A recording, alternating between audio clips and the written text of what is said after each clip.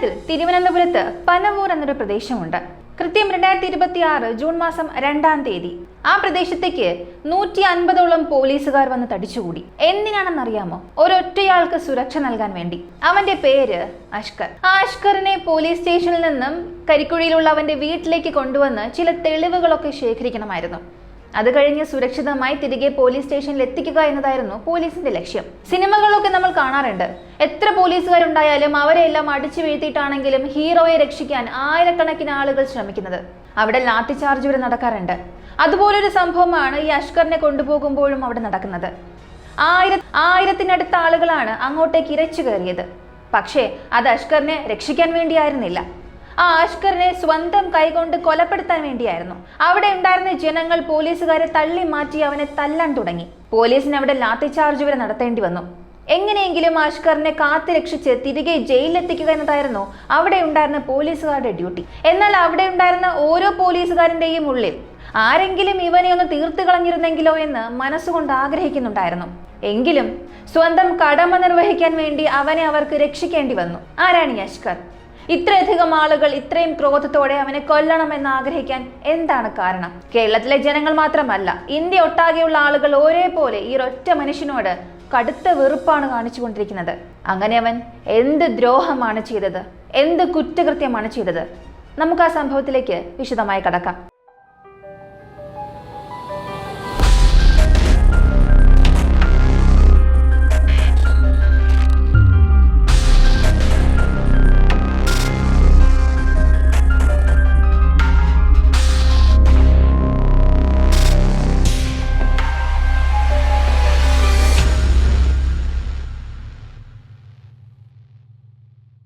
കൃത്യം 2026 മെയ് 29-ാം തീയതി പനവൂരിലുള്ള മറിയം ഹോസ്പിറ്റലിലേക്ക് വൈകുന്നേരം 4:30 മണിയോടെ ഈ അഷ്കർ ഒരു 1.5 വയസ്സുകാരൻ കുഞ്ഞിനെയും കൊണ്ട് ഓടിക്കയറി.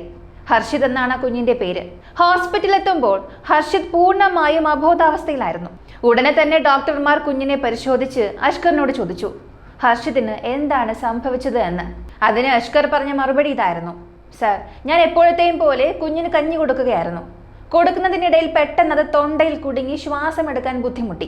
ഞങ്ങൾ പ്രഥമ ശുശ്രൂഷയൊക്കെ നൽകി നോക്കി. പക്ഷേ മൂക്കിലൂടെയും വായിലൂടെയും ഛർദ്ദിക്കാൻ തുടങ്ങി. കൊടുത്തതെല്ലാം പുറത്തേക്ക് വന്നു. അത് കഴിഞ്ഞ് കുഞ്ഞ് ബോധം കെട്ട് വീഴുകയായിരുന്നു. ചുറ്റുമുണ്ടായിരുന്നവരെല്ലാം എങ്ങനെയെങ്കിലും കുഞ്ഞിനെ രക്ഷിക്കാൻ ശ്രമിച്ചെങ്കിലും ആർക്കും ഒന്നും ചെയ്യാൻ കഴിഞ്ഞില്ല.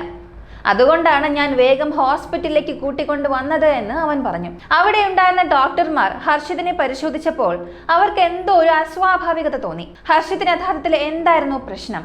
അവൻ ഛർദ്ദിച്ചു എന്നാണ് ഇയാൾ പറയുന്നത്. എന്നാൽ കുഞ്ഞിന്റെ തൊണ്ടയിലും വായിലും ഒന്നും ഛർദ്ദിച്ചതിന്റെ യാതൊരു ലക്ഷണവും ഉണ്ടായിരുന്നില്ല.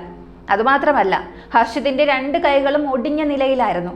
2 കൈകളും കെട്ടിവെച്ചിട്ടുണ്ട്. അവിടെ ഉണ്ടായിരുന്ന ഡോക്ടർമാർക്ക് കുഞ്ഞിന്റെ ജീവൻ രക്ഷിക്കാൻ കഴിയുമോ എന്ന കാര്യത്തിൽ വലിയ സംശയമായിരുന്നു. കാരണം എന്താണ് പ്രശ്നമെന്ന് വ്യക്തമല്ലായിരുന്നു. പോരാത്തതിന് കുഞ്ഞിന്റെ അവസ്ഥ ഓരോ നിമിഷവും മോശമായിക്കൊണ്ടിരുന്നു. ഇതേപടി വിട്ടാൽ കുഞ്ഞ് കോമയിലാവുകയും മരണപ്പെടുകയും ചെയ്യും. അതുകൊണ്ട് ഉടനെ തന്നെ കുഞ്ഞിനെ ഒരു വലിയ ഹോസ്പിറ്റലിലേക്ക് മാറ്റണമെന്ന് ഡോക്ടർമാർ പറഞ്ഞു. കാരണം ആ മറിയം ഹോസ്പിറ്റലിൽ അതിനുള്ള ചികിത്സാ സൗകര്യങ്ങൾ ഇല്ലായിരുന്നു. ഉടനെ തന്നെ ഒരു ആംബുലൻസ് വിളിച്ച് തിരുവനന്തപുരത്തുള്ള SAT ഹോസ്പിറ്റലിലേക്ക് കുഞ്ഞിനെ മാറ്റുന്നു. ആംബുലൻസിൽ അവിടെ എത്തിച്ച ഉടൻ തന്നെ ഡോക്ടർമാർ ഹർഷിതിന് ചികിത്സ നൽകാൻ തുടങ്ങി. കുഞ്ഞിന്റെ അവസ്ഥ വളരെ ഗുരുതരമാണെന്ന് അവർക്ക് മനസ്സിലായി. ഡോക്ടർമാർ ഇത്രയൊക്കെ പരമാവധി ശ്രമിച്ചിട്ടും ഹർഷിതിന്റെ ജീവൻ രക്ഷിക്കാൻ കഴിഞ്ഞില്ല. അവസ്ഥ പാടെ വഷളായി. കുഞ്ഞ് അവിടെ വെച്ച് തന്നെ മരണപ്പെട്ടു. കുഞ്ഞിന്റെ തൊണ്ടയിൽ ഭക്ഷണം കുടുങ്ങിയാണ് അവൻ മരിച്ചത് എന്ന് വിശ്വസിക്കാൻ അവിടെ ഉണ്ടായിരുന്ന ഡോക്ടർമാർക്കൊന്നും സാധിച്ചില്ല. കാരണം ഹർഷിതിന്റെ ശരീരത്തിൽ ഒരുപാട് പരിക്കേറ്റ അടയാളങ്ങൾ ഉണ്ടായിരുന്നു. 2 കൈകളും ഒടിഞ്ഞിട്ടുണ്ട്. ഇതെല്ലാം എങ്ങനെ സംഭവിച്ചു? പോരാത്തതിന് ഹോസ്പിറ്റലിൽ അഡ്മിറ്റ് ചെയ്യാനുള്ള കാരണമായി പറഞ്ഞത് തൊണ്ടയിൽ ആഹാരം കുടുങ്ങി ശ്വാസമെടുക്കാൻ ബുദ്ധിമുട്ടി ഛർദ്ദിച്ചുവെന്നാണ്. എന്നാൽ ഛർദ്ദിച്ചതിന്റെ ഒരു ലക്ഷണവും ശരീരത്തിൽ ഉണ്ടായിരുന്നില്ല താനും. ഇത്രയധികം സംശയങ്ങൾ തോന്നിയതുകൊണ്ട് അഷ്കറിനോട് ഒന്നും ചോദിക്കാതെ തന്നെ ഹോസ്പിറ്റലിൽ നിന്നും തൊട്ടടുത്തുള്ള പോലീസ് സ്റ്റേഷനിലേക്ക് വിളിച്ച് വിവരം അറിയിച്ചു. അങ്ങനെ വിവരമറിഞ്ഞെത്തിയ പോലീസ് ഡിപ്പാർട്ട്മെന്റ് ഹർഷിത് എന്ന കുഞ്ഞിന് എന്താണ് സംഭവിച്ചത് എന്നുള്ളതിനെ കുറിച്ച് അന്വേഷണം ആരംഭിച്ചു. സാധാരണയായി പോലീസ് കേസായി കഴിഞ്ഞാൽ പോസ്റ്റ്മോർട്ടം എന്നത് നിർബന്ധമായ കാര്യമാണ്. അതുകൊണ്ട് പോസ്റ്റ്മോർട്ടം നടത്തുന്നതിനായി അവർക്ക് ഈ അഷ്കറിൽ നിന്നും ഒപ്പ് വാങ്ങേണ്ടി വന്നു. തന്റെ കുഞ്ഞ് മരിച്ചുപോയല്ലോ എന്ന വിഷമത്തിൽ ഹോസ്പിറ്റലിൽ ഇരിക്കുന്ന അഷ്കറിനോട് പോലീസ് ഡിപ്പാർട്ട്മെന്റ് ചോദിച്ച ഒരേയൊരു ചോദ്യം ഇതായിരുന്നു: ഈ കുഞ്ഞിന്റെ അമ്മ എവിടെ? അതിന് അവൻ പറഞ്ഞ മറുപടി ഇങ്ങനെയായിരുന്നു: ഈ കുഞ്ഞിന്റെ അമ്മയുടെ പേര് അഖില എന്നാണ്. അഖിലയ്ക്ക് 23 വയസ്സുണ്ട്. ഒരു ഡാൻസ് ടീമിലാണ് ജോലി ചെയ്യുന്നത്. ഇന്ന് നാഗർകോവിലേക്ക് പോയിരിക്കുകയാണ്. അവിടെ ഒരു ഫംഗ്ഷൻ ഉണ്ട്. പൊതുവെ കല്യാണമോ മറ്റാഘോഷങ്ങളോ എന്തെന്നെ ആയാലും ഒരു ഗ്രൂപ്പായി വന്ന് ഡാൻസ് കളിച്ച് ആളുകളെ സന്തോഷിപ്പിക്കുന്ന ഒരുപാട് ഡാൻസ് ടീമുകളൊക്കെ ഉണ്ടല്ലോ. പണം വാങ്ങി വന്ന് ഭംഗിയായി ഡാൻസ് കളിച്ചു കൊടുക്കുന്ന അങ്ങനെ ഒരു ടീമിലാണ് അഖിലയും ജോലി ചെയ്യുന്നത്. അതുകൊണ്ട് ഇന്ന് നാഗർകോവിലിൽ പോയതാണെന്നും വൈകുന്നേരമേ തിരിച്ചെത്തുകയുള്ളൂ എന്നും അവൻ പറഞ്ഞു. ഇതോടെ ഒരു വശത്ത് ഹർഷിതിന്റെ പോസ്റ്റ്മോർട്ടം നടക്കട്ടെ എന്നും മറുവശത്ത് അഖില ഇങ്ങോട്ട് വരട്ടെ, വന്നതിന് ശേഷം അഖിലയോടുകൂടി കാര്യങ്ങൾ ചോദിച്ചറിയാമെന്ന് കരുതി പോലീസ് കാത്തിരുന്നു. അഖിലെ വിവരം അറിയിക്കാൻ നാഗർകോവിലേക്ക് ഫോൺ കോളും പോയി. നിങ്ങളുടെ കുഞ്ഞ് മരിച്ചുപോയി എന്ന വിവരം അറിഞ്ഞതോടെ അഖില ആകെ തകർന്നുപോയി. തന്റെ 1.5 വയസ്സുകാരൻ മകൻ ഇനി ഇല്ല എന്ന സത്യം ഉൾക്കൊള്ളാനാകാതെ അവർ അവിടെ നിന്ന് കരഞ്ഞു വിളിച്ചുകൊണ്ട് ഹോസ്പിറ്റലിലേക്ക് ഓടിയെത്തുന്നു. ഹോസ്പിറ്റലിൽ കയറി സ്വന്തം ചോരയെ ഒരു ശവമായി കാണേണ്ടി വരുമ്പോൾ ആ അമ്മ അനുഭവിക്കുന്ന വേദന എത്രത്തോളം ആയിരിക്കുമെന്ന് ആലോചിച്ചു നോക്കിയാൽ മതി. എന്നാൽ ഈ സാഹചര്യത്തിൽ പോലീസിന് അവർക്ക് ദുഃഖിച്ചിരിക്കാനുള്ള സമയം നൽകാൻ കഴിയുമായിരുന്നില്ല. അഖില കരഞ്ഞുകൊണ്ടിരിക്കുമ്പോൾ തന്നെ മാഡം, ഞങ്ങൾക്ക് ചില കാര്യങ്ങൾ ചോദിച്ചറിയാനുണ്ടെന്ന് പറഞ്ഞ് പോലീസ് അവരെ ചോദ്യം ചെയ്യാനായി കൂട്ടിക്കൊണ്ടുപോയി. പോലീസ് അഖിലയോട് ചോദിച്ച പ്രധാനപ്പെട്ട കാര്യം ഇതായിരുന്നു: നിങ്ങളും അഷ്കറും തമ്മിലുള്ള വിവാഹം എപ്പോഴാണ് നടന്നത്? എന്നാൽ ഈ ചോദ്യത്തിന് അഖിലയുടെ പക്കൽ മറുപടിയില്ലായിരുന്നു. കാരണം അവർ തമ്മിൽ വിവാഹം കഴിഞ്ഞിരുന്നില്ല. അവർ രണ്ടുപേരും ഒരു ലിവിങ് ടുഗദർ, ഒരുമിച്ച് ജീവിക്കുകയായിരുന്നു. അങ്ങനെയെങ്കിൽ ഈ കുഞ്ഞ് നിങ്ങളുടെ രണ്ടുപേരുടെയും മകനാണോ? ഈ ചോദ്യത്തിന് അഖില പറഞ്ഞത്, അല്ല സാർ, ഞങ്ങൾ രണ്ടുപേരുടെയും കുഞ്ഞല്ല ഇവൻ. അഷ്കർ ഈ കുഞ്ഞിനെ നോക്കുന്ന ഒരാൾ മാത്രമാണ് എന്നും പറഞ്ഞു. ഇതോടുകൂടി ഈ കേസ് എത്രത്തോളം സങ്കീർണമാണെന്ന് പോലീസിന് പതിയെ പതിയെ മനസ്സിലാകാൻ തുടങ്ങി. ഒരു വശത്ത് ഡോക്ടർമാർ സംശയം തോന്നി പോലീസിനെ വിളിച്ചു. കുഞ്ഞിന്റെ 2 കൈകളും ഒടിഞ്ഞു കിടക്കുന്നു. അതുകൊണ്ട് തന്നെ പോസ്റ്റ്മോർട്ടം നിർബന്ധമായതിനാൽ അത് മറുഭാഗത്ത് നടക്കുന്നുമുണ്ട്. ഇനി അച്ഛനാണെന്ന് പറഞ്ഞ് വന്ന ആളെ നോക്കിയാൽ കണ്ണിൽ നിന്ന് ഒരു തുള്ളി കണ്ണീർ പോലും വരുന്നില്ല. വിഷമം ഉള്ളതുപോലെ അഭിനയിക്കുകയാണ്. ശരിയെന്ന് കരുതി അമ്മയെ വിളിച്ചപ്പോഴാകട്ടെ അമ്മ ഇത്രയും വലിയൊരു കഥയും പറയുന്നു. ഇവർ രണ്ടുപേരും വിവാഹിതരുമല്ല. പോരാത്തതിന് ഈ അഷ്കർ കുഞ്ഞിന്റെ അച്ഛനുമല്ല. അങ്ങനെയെങ്കിൽ കുഞ്ഞിന്റെ യഥാർത്ഥ അച്ഛൻ എവിടെയാണ്? ഈ ചോദ്യത്തിന് അവൾ പറഞ്ഞത്, അച്ഛൻ 2 വർഷം മുൻപ് മരിച്ചുപോയി. ഇവിടെ വെച്ചാണ് പോലീസ് അഖിലയോട് കൂടുതൽ വിശദമായി കാര്യങ്ങൾ ചോദിച്ചറിയാൻ തുടങ്ങിയത്. അഖിലയുടെ കുടുംബം ആരെല്ലാമാണ്, അവരെ നോക്കാൻ വേറെ ആരെങ്കിലും ഉണ്ടോ തുടങ്ങിയ കാര്യങ്ങളെല്ലാം അന്വേഷിച്ചപ്പോഴാണ് കഴിഞ്ഞ കുറച്ച് വർഷങ്ങളായി തന്റെ ജീവിതത്തിൽ സംഭവിച്ച കാര്യങ്ങൾ അഖില പോലീസിനോട് വ്യക്തമായി തുറന്നു പറയാൻ തുടങ്ങിയത്. തിരുവനന്തപുരത്തുള്ള തിരുമല, അവിടെയാണ് അഖില ജനിച്ചു വളർന്നത്. അഖിലയ്ക്ക് 20 വയസ്സുള്ളപ്പോഴായിരുന്നു വിവാഹം. അഖിൽ എന്നായിരുന്നു ഭർത്താവിന്റെ പേര്. അഖിലയും അഖിലും പ്രണയിച്ച് വിവാഹം കഴിച്ചവരായിരുന്നു. വിവാഹം കഴിഞ്ഞ് 2 വർഷം കഴിഞ്ഞപ്പോഴേക്കും അഖിൽ മരണപ്പെട്ടു. അവൻ സ്വന്തം ജീവൻ ഒടുക്കുകയായിരുന്നു. എന്തായിരുന്നു അതിന് പിന്നിലെ പ്രശ്നമെന്ന് വ്യക്തമല്ല. അഖിലയുമായുള്ള പ്രശ്നങ്ങളാണോ, കുടുംബ പ്രശ്നമാണോ, അതോ സാമ്പത്തിക ബാധ്യതയാണോ എന്ന് പോലീസോ വീട്ടുകാരോ അത്ര കാര്യമായി അന്വേഷിച്ചില്ല. അവൻ എന്തിനാണ് മരിച്ചത് എന്ന യഥാർത്ഥ കാരണം പോലും അറിയാതെ എല്ലാവരും സ്വന്തം ജീവിതവുമായി മുന്നോട്ട് പോയി. അഖിൽ മരിക്കുന്ന സമയത്ത് അഖില 3 മാസം ഗർഭിണിയായിരുന്നു. അങ്ങനെ അഖിൽ മരിച്ചതിന് ശേഷം 6 മാസങ്ങൾ കഴിഞ്ഞാണ് ഹർഷിത് ജനിക്കുന്നത്. ഹർഷിത് ജനിച്ച സമയത്ത് അഖിലയ്ക്ക് സഹായമായി കൂടെ ഉണ്ടായിരുന്നത് അവളുടെ അമ്മയായ റീന മാത്രമായിരുന്നു. കുഞ്ഞുണ്ടായ ഉടനെ തന്നെ അഖില കുഞ്ഞിനെയും കൂട്ടിക്കൊണ്ട് സ്വന്തം അമ്മയുടെ വീട്ടിലേക്ക് താമസം മാറി. അതിനുശേഷമുള്ള കുറച്ച് മാസങ്ങൾക്കിടയിലാണ് ഇവർക്ക് അഷ്കർ എന്ന ആളുമായി പരിചയം ഉണ്ടാകുന്നതും അത് പിന്നീട് ഒരു റിലേഷൻഷിപ്പിലേക്ക് വഴിമാറുന്നത്. നമുക്ക് 2 പേർക്കും മാറി ദൂരെ എവിടെയെങ്കിലും ജീവിക്കാമെന്നും പറഞ്ഞ് പനവൂർ എന്ന സ്ഥലത്ത് ഒരു വീട് വാടകയ്ക്കെടുത്ത് അവർ ഒരുമിച്ച് താമസം തുടങ്ങി. ഹർഷിത് എന്ന കുഞ്ഞിനെയും കൂട്ടിക്കൊണ്ടാണ് അവർ ആ വീട്ടിലേക്ക് പോയത്. അഖിലയെ ചോദ്യം ചെയ്തതിൽ നിന്നും പോലീസിന് ഇത്രയും കാര്യങ്ങളാണ് മനസ്സിലാക്കാൻ സാധിച്ചത്. അടുത്തത് പോലീസ് ചോദ്യം ചെയ്യാൻ തീരുമാനിച്ചത് ഈ അഷ്കറിനെയാണ്.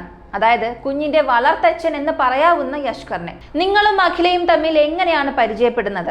നിങ്ങൾ 2 പേരും ലിവിങ് ടുഗദർ ആണെന്ന് പറയുന്നു. എവിടെ വെച്ചാണ് കണ്ടുമുട്ടിയത്?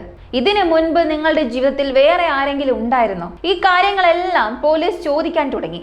അതിന് അഷ്കർ പറഞ്ഞ മറുപടി ഇതായിരുന്നു: സർ, എനിക്ക് നേരത്തെ വിവാഹം കഴിഞ്ഞതാണ്. അമല എന്നാണ് എൻ്റെ ഭാര്യയുടെ പേര്. പക്ഷേ ഞാനും അമലയും തമ്മിൽ ഒട്ടും ഒത്തുപോകാൻ കഴിഞ്ഞില്ല. അതുകൊണ്ട് ഞങ്ങളിപ്പോൾ ഡിവോഴ്സിന്റെ വക്കിലാണ്. ആ സമയത്താണ് അഖിലയെ ഞാൻ പരിചയപ്പെടുന്നത്. ഞങ്ങളിപ്പോൾ ഒരുമിച്ച് ജീവിക്കുകയാണ് സർ. ഭാവിയിൽ വിവാഹം കഴിക്കാൻ തന്നെയാണ് തീരുമാനം. ഈ അഷ്കർ ഒരു ക്യാബ് ഡ്രൈവർ, ടാക്സി ഡ്രൈവറാണ്.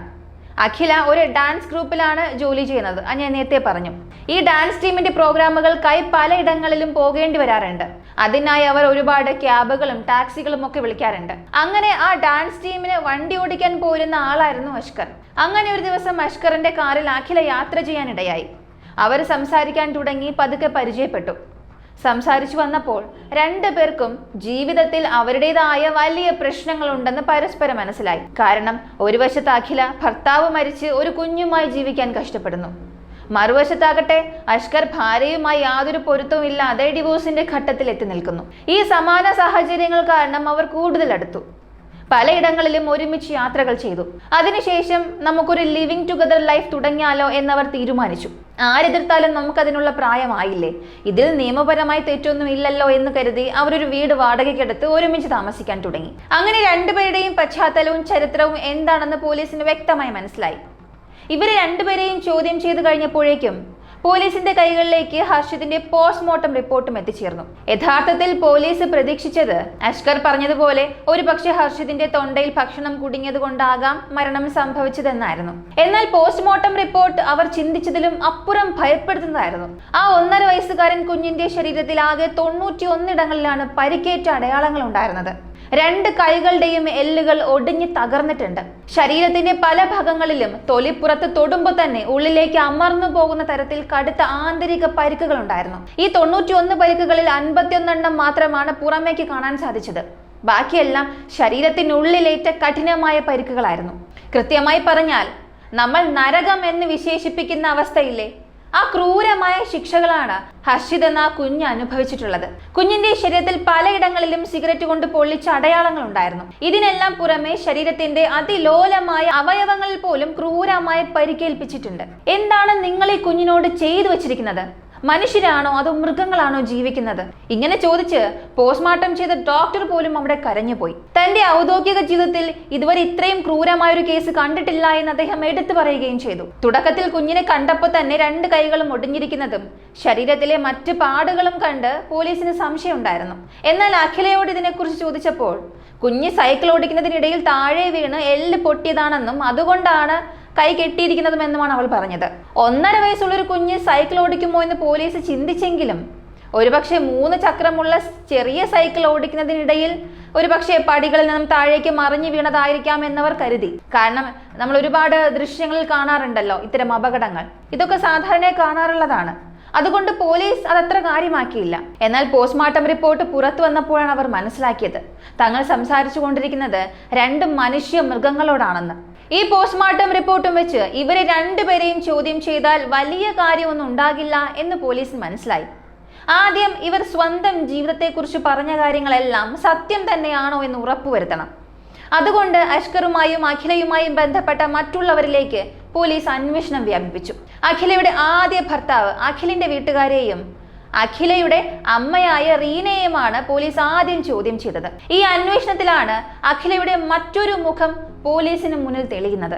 അഖിൽ മരിച്ചു 6 മാസത്തിന് ശേഷം ഹർഷിത് ജനിച്ചെങ്കിലും കുഞ്ഞിനെ അഖിലിന്റെ മാതാപിതാക്കളെ കാണിക്കാൻ പോലും അഖില തയ്യാറായിരുന്നില്ല. അഖിൽ ഇനി എന്റെ ഭർത്താവല്ല, അതുകൊണ്ട് അയാളുടെ കുടുംബവുമായി എനിക്ക് യാതൊരു ബന്ധവുമില്ല എന്ന് പറഞ്ഞ് അവരെ പൂർണ്ണമായും ഒഴിവാക്കുകയാണ് അഖില ചെയ്തത്. അഖിലിന്റെ വീട്ടുകാർ പലതവണ അഖിലയെ ചെന്ന് കണ്ടിരുന്നു. നീ ഇപ്പോൾ തനിച്ചാണ്, കുഞ്ഞിനെ വളർത്താൻ ബുദ്ധിമുട്ടായിരിക്കും, അതുകൊണ്ട് അവനെ ഞങ്ങൾക്ക് തരൂ, ഞങ്ങൾ വളർത്തിക്കൊള്ളാം, അല്ലെങ്കിൽ നീ ഞങ്ങളുടെ കൂടെ വന്ന് താമസിക്കൂ, ഹർഷിതിന്റെ ഭാവി നമുക്ക് നോക്കണം എന്നൊക്കെ അവർ എത്രയൊക്കെ കെഞ്ചി പറഞ്ഞിട്ടും അഖില അതിനെ സമ്മതിച്ചില്ല. നിങ്ങളുടെ മകനെ തനിച്ചാക്കി പോയില്ലേ, എന്നിട്ടും ഞാൻ നിങ്ങളുടെ വീട്ടിലേക്ക് വരണമെന്ന് നിങ്ങൾക്ക് എങ്ങനെ ചിന്തിക്കാൻ തോന്നുന്നു? ഇങ്ങനെ ചോദിച്ചാണ് അവരെ അഖില അകറ്റി നിർത്തിയത്. അതിനുശേഷമാണ് അഖില സ്വന്തം അമ്മയായ റീനയുടെ വീട്ടിലേക്ക് താമസം മാറിയത്. തുടക്കത്തിൽ റീനയുടെ സഹായത്തോടെയാണ് കുഞ്ഞിനെ നോക്കിയത്. എന്നാൽ ഡാൻസ് പ്രോഗ്രാമുകൾക്ക് പോകുന്നു എന്ന വ്യാജേന കുഞ്ഞിനെ അമ്മയുടെ പക്കൽ ഏൽപ്പിച്ച് അഖില പല ദിവസങ്ങളിലും പുറത്ത് ചുറ്റിക്കറങ്ങാൻ തുടങ്ങി. ഒരു പ്രോഗ്രാമിന് പോയാൽ 2 ദിവസം കഴിഞ്ഞാണ് തിരിച്ചെത്തുക. എങ്കിലും സ്വന്തം മകളുടെ തിരക്കുകളല്ലേ എന്ന് കരുതി റീന ഒരു മുത്തശ്ശിയുടെ പൂർണ്ണ ഉത്തരവാദിത്വത്തോടെ ഹർഷിതിനെ സ്നേഹത്തോടെ നോക്കി. ഇതിനിടയിലാണ് അഖിലയ്ക്ക് അഷ്കറുമായി ബന്ധമുണ്ടെന്ന കാര്യം റീന അറിയുന്നത്. മകൾ തന്റെ ജീവിതത്തിൽ മറ്റൊരു പങ്കാളിയെ കണ്ടെത്തുന്നുവെന്നതിൽ അവർക്ക് എതിർപ്പൊന്നും ഉണ്ടായിരുന്നില്ല. പക്ഷെ അത് ഹർഷിത് എന്ന പിഞ്ചു കുഞ്ഞിന്റെ ജീവിതത്തെ എങ്ങനെ ബാധിക്കും എന്നതായിരുന്നു ആ അമ്മയുടെ പ്രധാന ആശങ്ക. എന്നാൽ റീനയ്ക്ക് ഇതൊന്നും ആലോചിച്ച് തീരുമാനിക്കാൻ പോലും സമയം നൽകാതെ അഖില കാര്യങ്ങളെല്ലാം വേഗത്തിലാക്കി. അഷ്കറിനെ പരിചയപ്പെട്ടതിനു ശേഷം അവർ ഒരുമിച്ച് ഒരുപാടിടങ്ങളിൽ പോവുകയും ശാരീരിക ബന്ധത്തിൽ ഏർപ്പെടാൻ തുടങ്ങുകയും ചെയ്തു. എന്നിട്ട് ഒരുമിച്ച് ജീവിക്കാൻ തീരുമാനിച്ച് റീനയുടെ വീട്ടിൽ നിന്ന് ഹർഷിതിനെയും കൂട്ടിക്കൊണ്ട് അഖില അഷ്കറിനൊപ്പം ഒരു വാടക വീട്ടിലേക്ക് താമസം മാറി. അഖില തന്റെ അമ്മയോട് പറഞ്ഞത് ഒരേ ഒരു കാര്യമായിരുന്നു, ഹർഷിതിനെ ഇനി നിങ്ങൾ തന്നെ നോക്കിക്കൊള്ളണം. അതിന് ആവശ്യമുള്ള പണം ഞാൻ മാസാമാസം അയച്ചു തരാം. എനിക്കിപ്പോൾ ഒരു പുതിയ ജീവിതമുണ്ട്. അതിൽ ഈ കുഞ്ഞ് ഞങ്ങൾക്കൊരു ശല്യമാകരുത്. ഹർഷിത് എൻ്റെ കൂടെ നിൽക്കുന്നത് അഷ്കറിന് ഒട്ടും ഇഷ്ടമല്ല. അതുകൊണ്ട് അമ്മ തന്നെ ഇവനെ വളർത്തണം. അങ്ങനെ അന്ന് കുഞ്ഞിനെ അമ്മയുടെ പക്കൽ ഉപേക്ഷിച്ച് അഖില മാത്രം പോയി. തുടർന്നുള്ള കുറച്ച് മാസങ്ങൾ റീന ആ കുഞ്ഞിനെ നോക്കി. എന്നാൽ പ്രായത്തിൻ്റെതായ ശാരീരിക ബുദ്ധിമുട്ടുകൾ കാരണം അവർക്ക് കുഞ്ഞിനെ നോക്കാൻ കഴിയാതെ വന്നു. അവൻ വളർന്നു വരുന്ന പ്രായമായതുകൊണ്ട് അമ്മയുടെ കൂടെ ജീവിക്കുന്നതാണ് നല്ലതെന്ന് കരുതി റീന അഖിലയെ വീണ്ടും വിളിച്ചു. എനിക്ക് പ്രായമായി, ഹർഷിതിനെ നോക്കാൻ എനിക്ക് വയ്യ. അമ്മയുടെ കൂടെ വളർന്നാലേ അവൻ നന്നാവൂ. നീ വന്ന് കുഞ്ഞിനെ കൂട്ടിക്കൊണ്ടുപോ. എന്നാൽ അഖില അതിന് തയ്യാറായില്ല. എനിക്ക് കൊണ്ടുപോകാൻ പറ്റില്ല അമ്മേ, അവനെ അവിടെ തന്നെ നിർത്ത്. ഇനി എൻ്റെ അടുത്ത് കൊണ്ടുവന്ന് തന്നാൽ ഞാൻ അവനെ ഏതെങ്കിലും അനാഥാലയത്തിൽ കൊണ്ടുപോയി തള്ളും. കേരളത്തിൽ ഒട്ടനവധി സർക്കാർ അനാഥാലയങ്ങൾ ഉണ്ടല്ലോ. വളർത്താൻ വഴിയില്ലെന്ന് പറഞ്ഞ് ഞാൻ അവനെ അവിടെ ഉപേക്ഷിക്കുമെന്ന് പറഞ്ഞ് അഖില സ്വന്തം അമ്മയെ ഭീഷണിപ്പെടുത്താൻ തുടങ്ങി. ഇതിനിടയിൽ അഷ്കറും റീനയെ വിളിച്ച് ഭീഷണിപ്പെടുത്തി. ആ കുഞ്ഞിനെ മാത്രം ഞങ്ങളുടെ വീട്ടിലേക്ക് വിട്ടേക്കരുത്. അങ്ങനെ വന്നാൽ അവൻ എന്താകുമെന്ന് എനിക്ക് തന്നെ അറിയില്ല. ഞാൻ എന്തെങ്കിലും ചെയ്തു കളയുമെന്നായിരുന്നു അവൻ്റെ മുന്നറിയിപ്പ്. റീന ആകെ പെട്ടുപോയി. സ്വന്തം മകൾ മറ്റൊരുത്തൻ്റെ കൂടെ പോയി. സ്വന്തം ചോരയെ ഇങ്ങനെ അനാഥമാക്കി. ഇങ്ങനെ ഓർത്ത് അവർ വിഷമിച്ചു. അഖിലയുടെ ആദ്യ ഭർത്താവിന്റെ വീട്ടുകാർ കുഞ്ഞിന് ചോദിച്ചിരുന്നു. ഒരുപക്ഷെ അവർക്ക് നൽകിയാൽ അവർ കുഞ്ഞിനെ നല്ല രീതിയിൽ നോക്കുമല്ലോ എന്ന് കരുതി. റീന അഖിലയോട് ഇതിനെപ്പറ്റി ചോദിച്ചു. എന്നാൽ അഖില പറഞ്ഞത് എന്തെന്നറിയാവോ? അഖിലിന്റെ വീട്ടുകാർക്ക് കൊടുക്കുന്നതിലും ഭേദം ഞാൻ അവനെ അനാഥാലയത്തിൽ വിടുന്നതാണ്. അതുകൊണ്ട് കുഞ്ഞിനെ എൻ്റെ കയ്യിൽ തന്നേക്ക്, ഞാൻ പോയി അനാഥാലയത്തിൽ വിട്ടേക്കാം എന്ന് പറഞ്ഞ് അവൾ വീണ്ടും ഭീഷണി തുടർന്നു. ഒടുവിൽ എന്ത് ചെയ്യണമെന്നറിയാതെ റീന പോലീസിനെ സമീപിച്ചു. പോലീസ് സ്റ്റേഷനിൽ ചെന്നവർ പറഞ്ഞു, ഹർഷിത് എൻ്റെ കൊച്ചുമകനാണ്. പക്ഷേ എൻ്റെ പ്രായം കാരണം എനിക്ക് നോക്കാൻ കഴിയുന്നില്ല. അവന് അമ്മയുടെ പരിചരണം വേണം. എന്നാൽ അമ്മയാകട്ടെ മറ്റൊരുത്തന്റെ കൂടെ ലിവിങ് ടുഗദർ എന്ന് പറഞ്ഞ് നടക്കുന്നു. സാർ, നിങ്ങൾ അവരെ വിളിച്ചൊന്ന് ചോദിക്കണം. റീനയുടെ പരാതിയിൽ പോലീസ് അഖിലയെയും അഷ്കറിനെയും സ്റ്റേഷനിലേക്ക് വിളിച്ചു വരുത്തി ചോദ്യം ചെയ്തു. അഖിലയോട് പോലീസ് കർശനമായി പറഞ്ഞു, ഈ കുഞ്ഞിനെ നീ തന്നെ കൂടെ കൂട്ടി വളർത്തണം. അനാഥാലയത്തിൽ വിടാനോ മറ്റാരെങ്കിലും ഏൽപ്പിക്കാനോ നോക്കിയാൽ പോക്സോ കേസ് ചുമത്തി നിന്നെ ഞങ്ങൾ അകത്തിടും. പോലീസിന്റെ ശക്തമായ വാണിംഗ് കേട്ടതോടെ അഖിലയ്ക്കും അഷ്കറിനും മുന്നിൽ വേറെ വഴികളില്ലാതെയായി. അങ്ങനെ അവർ ഹർഷിതിനെ കൂടെ കൂട്ടാൻ നിർബന്ധിതരായി. എന്നാൽ കുഞ്ഞിനെ വാങ്ങി ഇറങ്ങുന്ന സമയത്ത് അഷ്കർ റീനയുടെ മുഖത്ത് നോക്കി ക്രൂരമായ ഒരു കാര്യം പറഞ്ഞു. നിന്റെ കൊച്ചുമകനെ ഞങ്ങളുടെ തലയിലേക്ക് തള്ളിവിട്ടല്ലേ? ഇനി അവന്റെ ജീവിതം എങ്ങനെ നരകമാകാൻ പോകുന്നുവെന്ന് നീ കണ്ടോ? ഒരു 5 ദിവസം ഞാൻ ക്ഷമിക്കും. 6ാമത്തെ ദിവസം മുതൽ അവനെ ഞാൻ എന്താണ് ചെയ്യാൻ പോകുന്നത് എന്ന് എനിക്ക് തന്നെ അറിയില്ല. തുടക്കത്തിൽ റീന ആ വാക്കുകൾ അത്ര ഗൗരവമായി എടുത്തില്ല. കാരണം 1.5 വയസ്സുള്ളൊരു പിഞ്ചു കുഞ്ഞിനോട് ഇങ്ങനെ എന്തെങ്കിലും ചെയ്യാൻ ആർക്കെങ്കിലും തോന്നുമോ? കുഞ്ഞുങ്ങളുടെ ഒരു ചെറിയ പുഞ്ചിരിയിൽ തന്നെ വീണു പോകുന്നവരാണ് മനുഷ്യർ. കുഞ്ഞുങ്ങളെ സ്നേഹിക്കാത്തവരായി ആരാണുള്ളത്? അതുകൊണ്ട് ഒരുമിച്ച് താമസിച്ചു തുടങ്ങുമ്പോൾ അവർ കുഞ്ഞുമായി പൊരുത്തപ്പെട്ട് പോയിക്കൊള്ളും എന്നാണ് റീന കരുതിയത്. വീട്ടിൽ 1.5 വയസ്സുള്ള ഒരു കുഞ്ഞുണ്ടെങ്കിൽ അതിനനുസരിച്ച് ജീവിതത്തിൽ എല്ലാം അഡ്ജസ്റ്റ് ചെയ്യേണ്ടി വരും. അതല്ല എങ്കിൽ പിന്നെ ഇവർ വിവാഹം കഴിഞ്ഞ് എന്താണ് വലിയ കാര്യം സാധിക്കാൻ പോകുന്നത്? കല്യാണം കഴിഞ്ഞ് ഇനിയും ഒരു കുട്ടി ഉണ്ടായാൽ അതിനെയും വളർത്തേണ്ടി വരില്ലേ? ഇങ്ങനെ 1000 കാര്യങ്ങൾ റീന ചിന്തിക്കാൻ തുടങ്ങി. എല്ലാം ശരിയാകുമായിരിക്കുമെന്ന് കരുതി ഓരോരുത്തരും അവരവരുടെ ജീവിതവുമായി മുന്നോട്ട് പോയി. എന്നാൽ ഹർഷിത് എപ്പോഴാണോ അഖിലയോടൊപ്പം താമസിക്കാൻ തുടങ്ങിയത് അപ്പോൾ മുതൽ അവന് നരകയാതനയാണ് നേരിടേണ്ടി വന്നത്. ഇക്കാര്യങ്ങൾ അവർ എങ്ങനെയാണ് ശ്രദ്ധിക്കാൻ തുടങ്ങിയതെന്ന് അറിയണ്ടേ? റീന എപ്പോഴെങ്കിലും ഒക്കെ ഹർഷിതിനെ കാണുമ്പോൾ അവന്റെ ശരീരത്തിൽ ഒരുപാട് പരിക്കുകൾ ഉള്ളതായി കണ്ടിരുന്നു. ഒടുവിൽ റീന ഹർഷിതിനെ കണ്ടപ്പോൾ അവന്റെ 2 കൈകളും ഒടിഞ്ഞ നിലയിലായിരുന്നു. അത് കണ്ടപ്പോൾ ആ അമ്മൂമ്മയ്ക്ക് താങ്ങാനായില്ല. എന്ത് ചെയ്യണമെന്നറിയാതെ അവർ വിഷമിച്ചു. ഇത് തീർച്ചയായും ഇവരുടെ തന്നെ പണിയായിരിക്കുമെന്ന് റീനയ്ക്ക് തുടക്കത്തിലെ മനസ്സിലായി. അതുകൊണ്ട് അവർ അഖിലയുടെ അടുത്ത് ചെന്ന് പറഞ്ഞു, മോളെ, നീ കൂടുതലൊന്നും സംസാരിക്കാതെ ഹർഷിതിനെ എൻ്റെ കയ്യിലേക്ക് തന്നെ തന്നേക്ക്. ഈ പാവത്തിന് എന്തിനാണ് നീ ഇതൊക്കെ വരുത്തി വെക്കുന്നത്? നിങ്ങൾ എന്താണ് അവനോട് ചെയ്യുന്നത്? അവനെ നോക്കുന്നുണ്ടോ ഇല്ലയോ? 2 കൈകളും ഒടിയുന്ന രീതിയിൽ നിങ്ങൾ എങ്ങനെയാണ് അവനെ വിട്ടത്? കുഞ്ഞിനെ നീ എനിക്ക് താ, ഞാൻ നോക്കിക്കൊള്ളാം. എന്നാൽ ആ സമയത്ത് കുഞ്ഞിനെ വിട്ടുകൊടുക്കാൻ അഖില തയ്യാറായില്ല. അവൾ അമ്മയോട് തട്ടിക്കയറി. നീയല്ലേ പോയി പോലീസിൽ പരാതി കൊടുത്തത്? നീയല്ലേ ഹർഷിതിനെ എൻ്റെ തലയിലേക്ക് തള്ളിവിട്ടത്? ഇനി ഹർഷിതിനെ എന്ത് സംഭവിച്ചാലും ഞങ്ങൾ നോക്കിക്കൊള്ളാം. നീ ഇതിൽ ഇടപെടാൻ വരണ്ട എന്ന് പറഞ്ഞ് അവൾ സ്വന്തം അമ്മയെ അവിടെ നിന്നും ഇറക്കി വിട്ടു.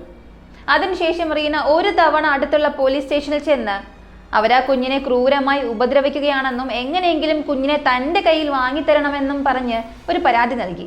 എന്നാൽ പോലീസ് ആ പരാതി സ്വീകരിക്കാൻ തയ്യാറായില്ല. ഇതിനു മുൻപ് നിന്റെ മകളുടെ കൂടെ കുഞ്ഞ് ജീവിക്കട്ടെ എന്ന് പറഞ്ഞല്ലേ നീ പരാതി തന്നത്? അതുകൊണ്ടല്ലേ ഞങ്ങൾ കുഞ്ഞിനെ മകൾക്കൊപ്പം വിട്ടത്? ഇപ്പോൾ വീണ്ടും ആ മകളുടെ കയ്യിൽ നിന്നും കുഞ്ഞിനെ വാങ്ങിത്തരണം എന്ന് പറഞ്ഞാൽ എങ്ങനെ സാധിക്കും? നടക്കില്ല. ഒരമ്മയുടെ കയ്യിലാണ് കുഞ്ഞ് വളരേണ്ടത്.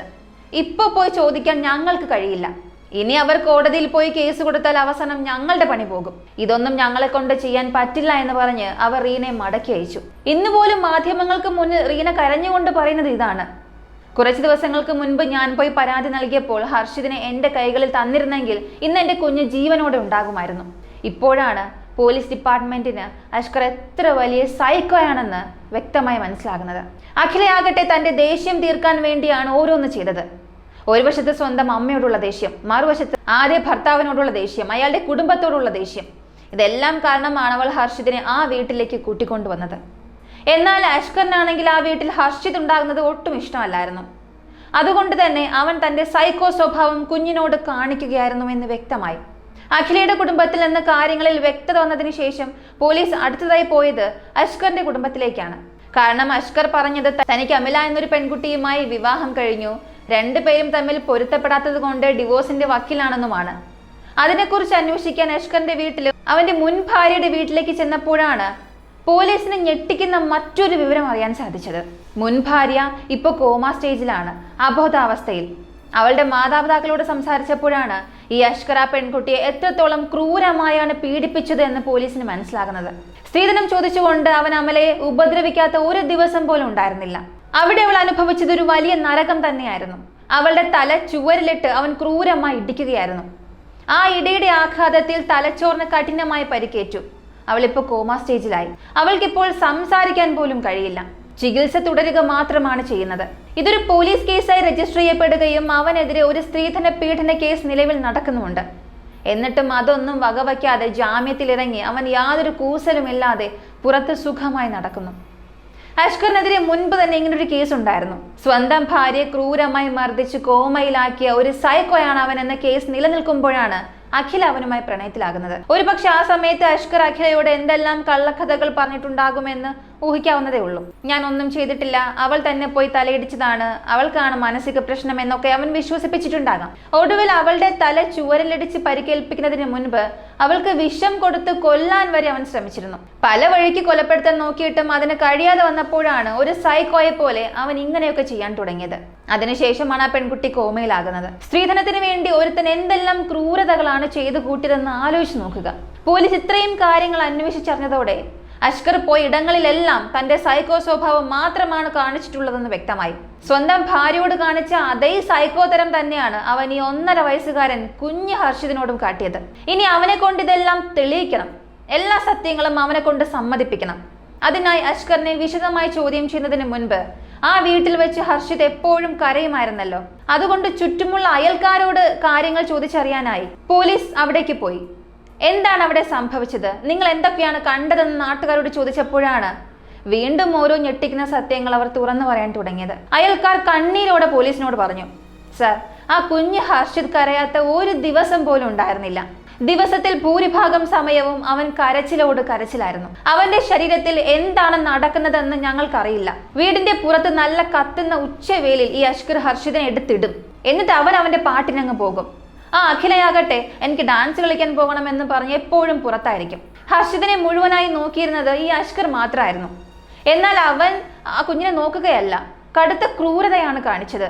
കുഞ്ഞിന്റെ കരച്ചിൽ സഹിക്കാൻ കഴിയാതെ അടുത്ത വീട്ടിലുള്ള ഞങ്ങളൊക്കെ ചെന്ന് എന്തിനാണ് ഈ വെയിലത്ത് കുഞ്ഞിനെ ഇങ്ങനെ ഇട്ടിരിക്കുന്നത് ഇങ്ങനെ ചോദിക്കുമ്പോഴാണ് അഷ്കർ വന്ന് അവനെ ദേഷ്യത്തോടെ വലിച്ചിഴച്ചുകൊണ്ട് അകത്തേക്ക് പോകും. അവൻ കുഞ്ഞിനെ സ്നേഹത്തോടെ എടുക്കുന്നത് ഞങ്ങൾ കണ്ടിട്ടേയില്ല. കടുത്ത ദേഷ്യത്തോടെ വാടകത്തേക്ക് എന്ന് പറഞ്ഞ് വലിച്ചു കൊണ്ടുപോവുകയായിരുന്നു. വീടിനുള്ളിലേക്ക് അവൻ ആരെയും കയറ്റുകയുമില്ല, ആരോടും സംസാരിക്കുകയില്ല. ആ കുഞ്ഞവിടെ എന്തെല്ലാം നരകയാതനകളാണ് അനുഭവിച്ചത് എന്ന് ഞങ്ങൾക്കറിയില്ല സാർ. തുടർന്നാണ് ആ കറുത്ത ദിവസം എത്തിയത്. മെയ് മാസം 29-ാം തീയതി ഹർഷത് ഏറെ സമയമായി നിർത്താതെ കരയുന്നത് അയൽക്കാർ എല്ലാവരും കേൾക്കുന്നുണ്ടായിരുന്നു. അത്രയധികം ഉച്ചത്തിൽ കുഞ്ഞ് നിലവിളിക്കുന്നത് കേട്ട് എന്താണ് സംഭവിച്ചതെന്ന് അറിയാൻ അയൽക്കാർ തന്നെയാണ് അങ്ങോട്ടേക്ക് ചെന്നത്. അവർ ചെല്ലുന്ന സമയത്ത് അവിടെ ഛർദ്ദിച്ചതിന്റെ യാതൊരു ലക്ഷണങ്ങളും ഉണ്ടായിരുന്നില്ല. എന്നാൽ അഷ്കർ അവരോട് പറഞ്ഞത് കുഞ്ഞിന്റെ തൊണ്ടയിൽ എന്തോ കുടുങ്ങിയെന്നും അവൻ ഛർദ്ദിച്ചെന്നും താൻ അതെല്ലാം ഇപ്പോൾ തുടച്ചു കളഞ്ഞതേ ഉള്ളൂ എന്നുമാണ്. അവൻ ശ്വാസമെടുക്കാൻ വല്ലാതെ ബുദ്ധിമുട്ടുന്നുണ്ട് എന്ന് അഷ്കർ പറഞ്ഞപ്പോൾ അവന്റെ സംസാരത്തിൽ എന്തോ പന്തികേട് തോന്നിയതായി നാട്ടുകാർ പറഞ്ഞു. അവൻ പറയുന്ന കാര്യങ്ങളും അവിടെ ഹർഷിത് കിടന്നിരുന്ന അവസ്ഥയും തമ്മിൽ ഒരു ബന്ധം ഉണ്ടായിരുന്നില്ല. സാർ, ഞങ്ങൾ നിർബന്ധിച്ചത് കൊണ്ട് മാത്രമാണ് അവൻ കുഞ്ഞിനെ ഹോസ്പിറ്റലിലേക്ക് കൊണ്ടുപോകാൻ പോലും തയ്യാറായത്. ഞങ്ങൾ പറഞ്ഞില്ലായിരുന്നെങ്കിൽ അവൻ കുഞ്ഞിനെ വീട്ടിൽ തന്നെ ഇട്ടുകളഞ്ഞേനെ എന്ന് ചുറ്റുമുള്ള നാട്ടുകാർ ഒരേ സ്വരത്തിൽ പോലീസിനോട് പറഞ്ഞു. അങ്ങനെ ഇത്രയധികം തെളിവുകളും മൊഴികളും കൈക്കലാക്കിയ ശേഷമാണ് പോലീസ് ഡിപ്പാർട്ട്മെന്റ് അഷ്കറിനെ അവരുടെ രീതിയിൽ ചോദ്യം ചെയ്യാൻ തുടങ്ങിയത്. ഒരു വശത്ത് പോസ്റ്റ്മോർട്ടം റിപ്പോർട്ടിൽ കാര്യങ്ങൾ വളരെ വ്യക്തമായിരുന്നു. ആരോ ക്രൂരമായി മർദ്ദിച്ചും പീഡിപ്പിച്ചുമാണ് ഹർഷിതിനെ ഈ അവസ്ഥ വരുത്തിവെച്ചത് എന്ന് അതിലുണ്ടായിരുന്നു. കുഞ്ഞിന്റെ കൈകൾ ഒടിഞ്ഞത് സൈക്കിളിൽ നിന്ന് വീണിട്ടല്ല, മറിച്ച് ആരോ തല്ലി ഒടിച്ചതാണെന്ന് പോസ്റ്റ്മോർട്ടം റിപ്പോർട്ട് അടിവരയിട്ട് പറഞ്ഞു. മാസങ്ങളായി ആ പിഞ്ചു കുഞ്ഞ് ഈ നരകയാതന മുഴുവനും അനുഭവിച്ചു കൊണ്ടിരിക്കുകയായിരുന്നു. ഒന്ന് ആലോചിച്ച് നോക്കൂ, ആ ഹർഷിതിന്റെ അവസ്ഥ. ഒരു 1.5 വയസ്സുകാരൻ കുഞ്ഞ്, തനിക്ക് ചുറ്റും എന്താണ് നടക്കുന്നതെന്ന് പോലും മനസ്സിലാക്കാൻ കഴിയാതെ, ആരോടും ഒന്നും പറയാനാകാതെ, ഈ ലോകം മുഴുവനും ഇങ്ങനെയാണോ? എല്ലാവരുടെയും ജീവിതം ഇങ്ങനെയൊരു നരകത്തിലായിരിക്കുമോ എന്ന് കരുതി കാണും അവൻ. അത്രയധികം യാതനകളാണ് ആ കുഞ്ഞ് അനുഭവിച്ച് തീർത്തത്.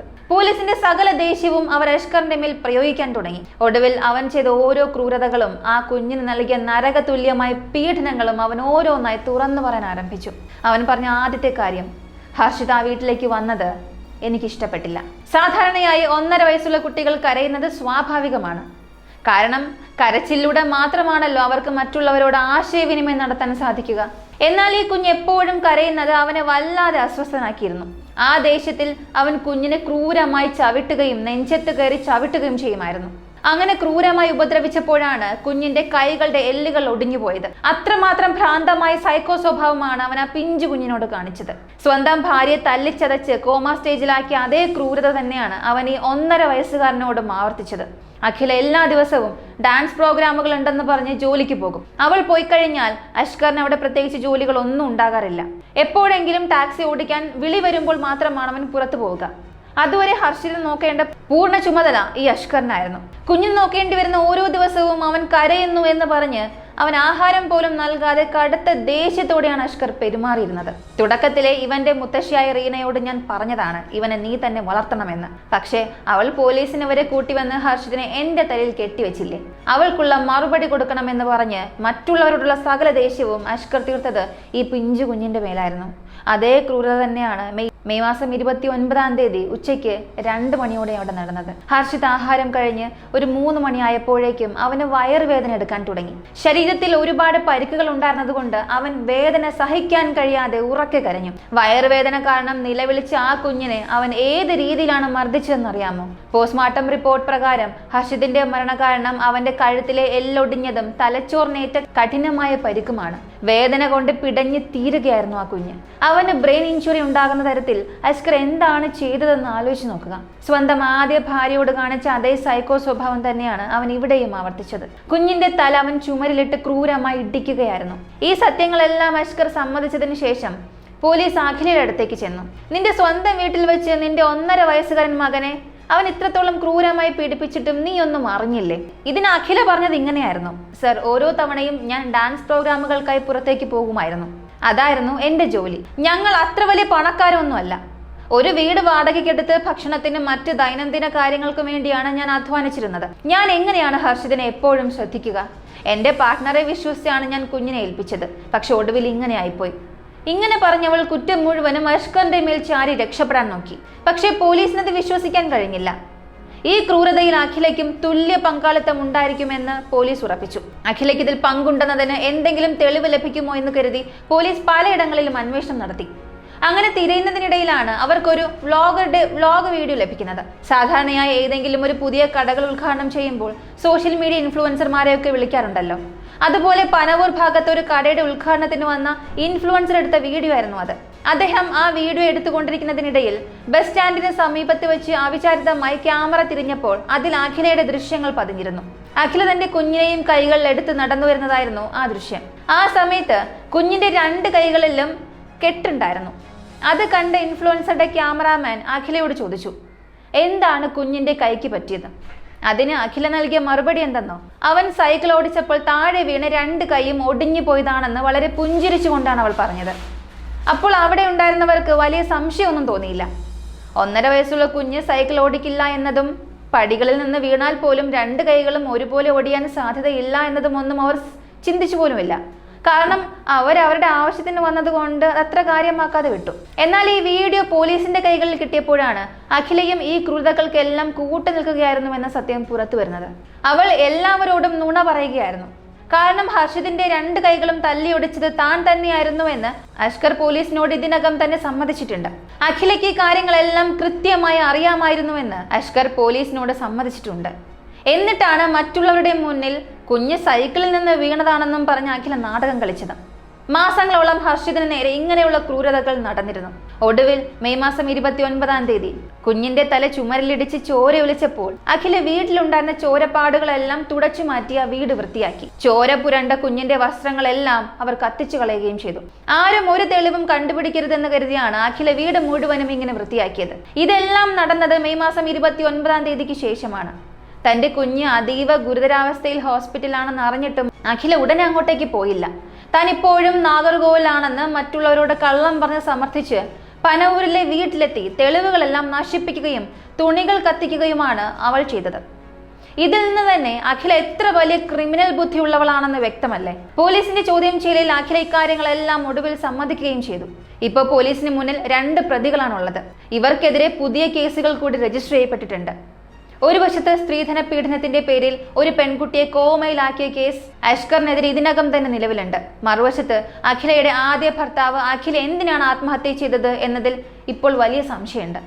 അവൻ സ്വയം ജീവനൊടുക്കിയതാണോ അതോ അഖില കൊലപ്പെടുത്തിയതാണോ എന്ന സംശയം. അഖിലിന്റെ കുടുംബം ഇപ്പോൾ ഇതിനെ തുടർന്നൊരു പുതിയ കേസ് രജിസ്റ്റർ ചെയ്തിട്ടുണ്ട്. അഖില എത്രത്തോളം കുറ്റകൃത്യങ്ങളിൽ പങ്കാളിയായിട്ടുണ്ടെന്ന് കണ്ടെത്താൻ പോലീസ് ഇനി ഈ കേസ് വിശദമായി അന്വേഷിക്കാൻ പോവുകയാണ്. ഇതിനിടയിൽ ആരും പ്രതീക്ഷിക്കാത്ത മറ്റൊരു പുതിയ വിവരം കൂടി അഷ്കറിൽ നിന്ന് പോലീസിന് ലഭിച്ചു. സ്ത്രീധനത്തിന്റെ പേരും പറഞ്ഞാണ് അഷ്കർ അമല എന്ന പെൺകുട്ടിയെ ക്രൂരമായി മർദ്ദിച്ച് കോമയിലാക്കിയതെന്നായിരുന്നു എല്ലാവരും കരുതിയത്. എന്നാൽ അത് സ്ത്രീധനത്തിന് വേണ്ടിയായിരുന്നില്ല, മറിച്ച് അഖിലയ്ക്ക് വേണ്ടിയായിരുന്നു. അഷ്കർ ടാക്സി ഡ്രൈവറായി ജോലി ചെയ്യുന്ന സമയത്ത് തന്നെ അഖിലയുമായി കടുത്ത പ്രണയത്തിലായിരുന്നു. ഇരുവരും ഒരുമിച്ച് പലയിടങ്ങളിലും യാത്ര ചെയ്യുകയും ഹോട്ടലുകളിൽ മുറിയെടുത്ത് തെറ്റായ ബന്ധങ്ങളിൽ ഏർപ്പെടുകയും ചെയ്തു. മൊബൈൽ ഫോണുകളിൽ ഇവർ അയച്ച മോശം സന്ദേശങ്ങളെല്ലാം അമലയുടെ ശ്രദ്ധയിൽപ്പെടാൻ തുടങ്ങി. ഇതേ ചൊല്ലി വീട്ടിൽ വലിയ വഴക്കുണ്ടായി. അമല ഈ വിവരങ്ങൾ പുറത്താരോടെങ്കിലും പറയുമോ എന്ന ഭയത്താലും അവൾ ജീവനോടെ ഉണ്ടെങ്കിൽ തനിക്ക് അഖിലയോടൊപ്പം ജീവിക്കാൻ കഴിയില്ല എന്ന ചിന്തയാലുമാണ് അഷ്കർ ഒരു സൈക്കോയെ പോലെ അവളുടെ തല ചുമലിടിച്ച് കോമ സ്റ്റേജിലാക്കിയത്. അപ്പോ ആ പെൺകുട്ടി ഇനി അവസ്ഥയിലാകാൻ കാരണം സ്ത്രീധനമല്ല, അഖില എന്ന ഒരൊറ്റ സ്ത്രീ മാത്രമാണ്. ഈ വീഡിയോ കാണാൻ നിങ്ങൾക്കിപ്പോൾ വ്യക്തമായി മനസ്സിലായിട്ടുണ്ടാകും എന്തിനാണ് പനവൂരിലെ നാട്ടുകാർ അഷ്കറിനെ കൊല്ലാൻ വേണ്ടി അത്രയധികം ആക്രോശത്തോടെ തടിച്ചുകൂടിയതെന്ന്. സാധാരണ പോലീസ് പ്രതികളെ തെളിവെടുപ്പിനായി കുറ്റകൃത്യം നടന്ന സ്ഥലത്തേക്ക് ക്രൈം സ്പോട്ടിലേക്ക് കൊണ്ടുവരാറുണ്ട്. എങ്ങനെയാണ് കൊലപാതകം ചെയ്തത് എന്ന് കൃത്യമായി വീഡിയോ റെക്കോർഡ് ചെയ്യാനാണ് അഷ്കറിനെയും ആ പനവൂരിലെ വീട്ടിലേക്ക് കൊണ്ടുവന്നത്. അവൻ വരുന്നുണ്ടെന്നറിഞ്ഞ നാട്ടുകാർ അവനെ അവിടെ വെച്ച് തന്നെ തീർത്ത് കളയാൻ വേണ്ടിയാണ് ശ്രമിച്ചത്. ജനക്കൂട്ടം അഷ്കറിനെ കൊണ്ടുവന്ന വണ്ടി അടിച്ചു തകർത്തു.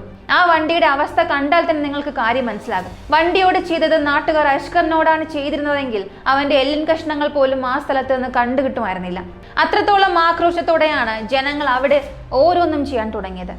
പക്ഷേ പോലീസിന് അവരുടെ കടമ നിർവഹിച്ചേ മതിയാകൂ. എങ്ങനെയെങ്കിലും അഷ്കറിനെ തിരികെ പോലീസ് സ്റ്റേഷനിലേക്ക് എത്തിക്കുക, റിമാൻഡ് ചെയ്ത് ജയിലിൽ അടയ്ക്കുക, അതിനുശേഷം കോടതി അതിന്റെ വഴിക്ക് കാര്യങ്ങൾ നടത്തുക. ഇതായിരുന്നു പോലീസിന്റെ ലക്ഷ്യം. ഇനി ജനങ്ങൾ കാത്തിരിക്കുന്നത് ഒന്നിനു വേണ്ടിയാണ്. അഷ്കറിനെ കൊണ്ടുവന്നതുപോലെ തീർച്ചയായും അഖിലയെയും തെളിവെടുപ്പിനായി ഇവിടെ കൊണ്ടുവരുമല്ലോ.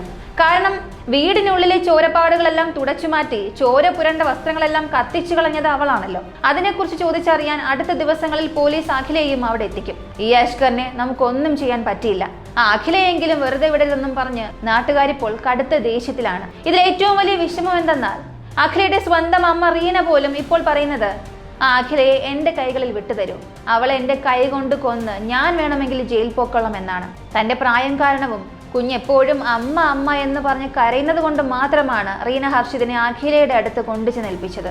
അതെത്ര വലിയൊരു തെറ്റായി പോയി എന്ന് അവരിപ്പോൾ ഓർത്ത് കരയുകയാണ്. ഈ കേസിനെ കുറിച്ചുള്ള വിവരങ്ങളൊക്കെ കേൾക്കുമ്പോൾ പലരുടെയും കണ്ണ് നിറഞ്ഞു പോകും. ഒരുപാട് ഇൻസ്റ്റഗ്രാം ഇൻഫ്ലുവൻസേഴ്സ് ആ കുഞ്ഞിന്റെ ചിത്രം ഫോട്ടോഷോപ്പ് ചെയ്ത് എഡിറ്റ് ചെയ്ത് പങ്കുവയ്ക്കുന്നുണ്ട്. ഈ ഹർഷിത് ഒടുവിൽ അവന്റെ അച്ഛനായ അഖിലിന്റെ അടുത്തേക്ക് തന്നെ ചേർന്ന് നിൽക്കുന്ന രീതിയിലുള്ള ചിത്രങ്ങളൊക്കെ കാണുമ്പോൾ ഒരച്ഛനും മകനും തമ്മിലുള്ള ആ സ്നേഹം എത്രത്തോളമാണെന്ന് നമുക്ക് മനസ്സിലാകും. ആ ഒരു സ്നേഹം എന്തുകൊണ്ടാണ് അഷ്കറിന് ആ കുഞ്ഞിനോട് തോന്നാതെ പോയത്? അവൻ അഖിലയോടോ അഖിലയുടെ അമ്മയോടോ അല്ലെങ്കിൽ സ്വന്തം ഭാര്യയോടോ ഒക്കെ എന്തൊക്കെ ദേഷ്യം ഉണ്ടായിരുന്നോട്ടെ, പക്ഷെ ആ പ്രതികാരം എല്ലാം തീർക്കാൻ 1.5 വയസ്സുകാരൻ കുഞ്ഞിന്റെ മേലാണോ കൈവയ്ക്കേണ്ടത്? ആ പിഞ്ചു മുഖം കാണുമ്പോൾ ആർക്കെങ്കിലും ഇങ്ങനെ ചെയ്യാനൊക്കെ തോന്നുമോ? നിങ്ങൾ ചിത്രങ്ങൾ കണ്ടിട്ടുണ്ടാകും. 2 കൈകളും ഒടിഞ്ഞു തൂങ്ങി നിൽക്കുമ്പോഴും അഖില ക്യാമറയ്ക്ക് മുന്നിൽ പല്ല് കാട്ടി ചിരിച്ചു നിൽക്കുമ്പോൾ കുഞ്ഞ് ആകെ ഭയന്ന് നോക്കി നിൽക്കുന്ന ഒരു ചിത്രം. അവന്റെ മനസ്സിൽ ആ സമയത്ത് എന്തായിരിക്കും തോന്നിയിട്ടുണ്ടാവുക? ഇതൊന്നും ആർക്കും അറിയില്ല. തനിക്ക് നേരെ ഇത്രയും വലിയ ക്രൂരതകൾ നടക്കുമ്പോഴും അതിനെല്ലാം കൂട്ടുനിൽക്കുന്നത് സ്വന്തം അമ്മയാണെന്ന് അറിഞ്ഞിട്ടും ആ പിഞ്ചു മനസ്സിനൊടുവിൽ അഭയം തേടി ആ അമ്മയുടെ അടുത്തേക്ക് തന്നെ പോകാനേ തോന്നുകയുള്ളൂ. ആ അമ്മയെ വിട്ട് മറ്റെങ്ങോട്ടേക്കും പോകാൻ ആ കുഞ്ഞിന് കഴിയില്ലല്ലോ. ഞാൻ മുൻപും ഒരുപാട് വീഡിയോസിൽ പറഞ്ഞിട്ടുണ്ട്, നമുക്കൊരു കുഞ്ഞുണ്ടാകില്ല എന്ന് പറഞ്ഞ് എത്രയോ ദമ്പതിമാരാണ് ക്ഷേത്രങ്ങളിലും പള്ളികളിലും ഹോസ്പിറ്റലുകളുമായി വർഷങ്ങളായി കണ്ണീരൊഴുക്കി നടക്കുന്നത്. അവർക്കൊന്നും ഒരു കുഞ്ഞിനെ നൽകാത്ത ദൈവം എന്തിനാണ് ഇങ്ങനെയുള്ള മൃഗങ്ങൾക്ക് കുഞ്ഞുങ്ങളെ കൊടുക്കുന്നത് എന്ന് എത്ര ആലോചിച്ചിട്ട് മനസ്സിലാകുന്നില്ല. ഈ കുഞ്ഞിനോട് ഇത്ര വലിയ ക്രൂരത ചെയ്യുന്നതിന് പകരം അവളെങ്ങാനും അവൻ ഏതെങ്കിലും അനാഥാലയത്തിൽ ഉപേക്ഷിച്ചിരുന്നെങ്കിൽ പോലും ആരെങ്കിലും വന്ന് ആ കുഞ്ഞിനെ ദത്തെടുത്തേനെ. അവൻ എങ്ങനെയെങ്കിലും ഈ ഭൂമിയിൽ ജീവിച്ചു വളർന്നേനെ. അച്ഛനില്ല അമ്മയില്ല എന്ന് പറഞ്ഞാലും ഒരു അനാഥനായിട്ടെങ്കിലും ആ കുഞ്ഞ് എവിടെയെങ്കിലും ജീവിച്ചു വളരുമായിരുന്നു. എന്നാൽ ഇങ്ങനെയുള്ളവർക്ക് എന്തിനാണ് ഒരു പിഞ്ചു കുഞ്ഞിനെ ഇത്രത്തോളം ടോർച്ചർ ചെയ്ത് നരകയാതന നൽകി കൊല്ലണമെന്ന് തോന്നുന്നത്? എന്തുകൊണ്ടാണ് ഇവർ ഇങ്ങനെയൊക്കെ ചെയ്യുന്നത്? ഇതിനെയാണ് നാർസിസം അല്ലെങ്കിൽ ഒരു നാർസിസ് ക്യാരക്ടർ എന്ന് പറയുന്നത്. ഇങ്ങനെയുള്ള ചിന്തകൾ ഇവരുടെ ഉള്ളിൽ എങ്ങനെ ഉണ്ടാകുന്നു എന്ന് എത്ര ആലോചിച്ചിട്ട് മനസ്സിലാകുന്നില്ല. നിങ്ങളുടെ വീടിന് പരിസരത്തോ അടുത്തെവിടെയെങ്കിലുമോ ഇത്തരത്തിൽ കുഞ്ഞുങ്ങൾ പീഡിപ്പിക്കപ്പെടുന്നതോ അവർ ഏതെങ്കിലും തരത്തിൽ ബുദ്ധിമുട്ടുകൾ അനുഭവിക്കുന്നതോ നിങ്ങളുടെ ശ്രദ്ധയിൽപ്പെട്ടാൽ ദയവ് ചെയ്ത് മടിക്കാതെ ഉടൻ തന്നെ ചൈൽഡ് ഹെൽപ്പ് ലൈൻ നമ്പറിൽ വിളിച്ച് വിവരം അറിയിക്കുക. നിങ്ങളൊരു പരാതി നൽകിയാൽ മാത്രം മതി. ബാക്കി ചെയ്യേണ്ട കാര്യങ്ങളെല്ലാം അവർ കൃത്യമായി ചെയ്തോളൂ. പരാതി നൽകിയത് നിങ്ങളാണെന്ന വിവരം അവർ ഒരിക്കലും പുറത്തുവിടുകയുമില്ല. നിങ്ങളുടെ ആ ഒരു ഫോൺ കോൾ ഒരു പക്ഷേ ഒരു പിഞ്ചു കുഞ്ഞിന്റെ ജീവൻ രക്ഷിക്കാൻ കാരണമായേക്കാം. പോലീസിന്റെ ഭാഗത്ത് നിന്നും വളരെ ശക്തമായ നടപടികളാണ് ഇപ്പോൾ എടുത്തുകൊണ്ടിരിക്കുന്നത്. അഖിലയ്ക്കും അഷ്കറിനും ഇനി ഒരിക്കലും ഈ ജീവിതത്തിൽ പുറം ലോകം കാണാൻ സാധിക്കില്ല. ജീവിതാവസാനം വരെ അവർ ജയിലിനുള്ളിൽ തന്നെ കിടക്കേണ്ടി വരും. ഇത് അപൂർവങ്ങളിൽ അപൂർവമായ കേസിന്റെ ഗണത്തിൽപ്പെടുന്നതാണ്. പോരാത്തതിന് അഖിലയുടെ മരണപ്പെട്ട ആദ്യ ഭർത്താവ് അഖിലും ST വിഭാഗത്തിൽപ്പെട്ടവരാണ്. അതുകൊണ്ട് തന്നെ അവർക്കെതിരെയുള്ള അതിക്രമങ്ങൾ തടയുന്നതിനുള്ള പ്രത്യേക നിയമപ്രകാരവും കൂടാതെ ജുവനൈൽ ജസ്റ്റിസ് ആക്ട് പ്രകാരമുള്ള നടപടിക്രമങ്ങളും ഇപ്പോൾ മുന്നോട്ട് പോകുന്നുണ്ട്. ഇവർക്ക് പരമാവധി ശിക്ഷയായ വധശിക്ഷ നൽകാനുള്ള ശ്രമത്തിലാണ് പോലീസ് ഇപ്പോൾ. ഭാവിയിൽ ഈ കേസിൽ എന്തെങ്കിലും അപ്ഡേറ്റ് വരികയാണെങ്കിൽ തീർച്ചയായും ഞാൻ നിങ്ങളെ അറിയിക്കും. ഹർഷിത് എന്ന ഈ 1.5 വയസ്സുകാരൻ കുഞ്ഞ് ജീവിച്ചിരുന്നപ്പോൾ തന്നെ ഈ ഭൂമിയിലെ സകല നരകവും അനുഭവിച്ചു തീർത്തതാണ്. ഇനി അവൻ സ്വർഗത്തിലെങ്കിലും തൻ്റെ അച്ഛനായ അഖിലിന്റെ കൂടെ യാതൊരു വേദനകളുമില്ലാതെ സമാധാനത്തോടെയും സന്തോഷത്തോടെയും ഇരിക്കട്ടെ. അഖിൽ എന്തുകൊണ്ടാണെന്ന് സ്വന്തം ജീവൻ ഒടുക്കിയതെന്ന് നമുക്കറിയില്ല. എന്നാൽ ജീവിതത്തിൽ എന്തെങ്കിലും പ്രശ്നങ്ങൾ ഉണ്ടാകുമ്പോൾ സ്വന്തം ജീവൻ കളയാൻ ആരെങ്കിലും ചിന്തിക്കുന്നുണ്ടെങ്കിൽ ഓർക്കുക, നിങ്ങളെടുക്കുന്ന ആ ഒരു തെറ്റായ തീരുമാനം നിങ്ങളുടെ കുടുംബത്തിന്റെ ചരിത്രത്തെയോ നിങ്ങളുടെ പ്രിയപ്പെട്ടവരുടെ ഭാവിയെയും എത്രത്തോളം ദാരുണമായി ബാധിക്കുമെന്ന് ആലോചിച്ച് നോക്കുക. അഖിൽ അന്ന് ആത്മഹത്യ ചെയ്യുമ്പോൾ അടുത്ത 6 മാസത്തിന് ശേഷം ജനിക്കാൻ പോകുന്ന തന്റെ മകൻ ഹർഷിതിന് ഇങ്ങനൊരവസ്ഥ വരുമെന്ന് അദ്ദേഹം സ്വപ്നത്തിൽ പോലും ചിന്തിച്ചിട്ടുണ്ടാകില്ല. ഈ ക്രൂരത ചെയ്ത് 2 പേർക്കും കടുത്ത ശിക്ഷ തന്നെ ലഭിക്കട്ടെ എന്ന് നമുക്ക് പ്രാർത്ഥിക്കാം. അടുത്ത വീഡിയോയിൽ വീണ്ടും കാണാം.